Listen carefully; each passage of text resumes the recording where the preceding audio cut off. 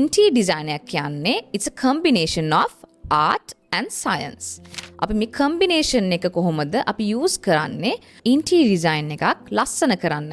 නැත්තම් color psychology, space planning, එතකොට lighting design, furniture and accessories. මේ elements කොහොමද අපි අපේ design එක අපි යොදාගන්නේ කියන එක.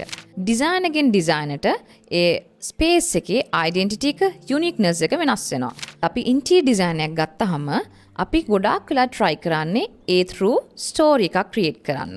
human needs වලට match වෙන විදිහට, comfortable level එක maintain වෙන විදිහට, ඒ වගේම මේ space එක ෆන්ක්ෂනල් වෙන විදිහට ක්‍රියේට් කරගන්න විදිහ. අපි ඇවිදිනකොට අපේ ඇඟේ එහෙ මෙහෙ අපේ පුටු මේස ගෑවෙනවා නම් ඒ ස්පේස් එක ෆන්ක්ෂනල් නැහැ. කොහොමද මේ ඉන්ටීරියර් ඩිසයිනර්ස්ලා ඩේ ටු ඩේ ප්‍රැක්ටිස් කරන්නේ? ඒගොල්ලෝ කොහොමද ඒගොල්ලන්ගේ ඩිසයින් එක through ඒගොල්ලන්ගේ ස්ටෝරි ලයින් එකක් කියන්නේ?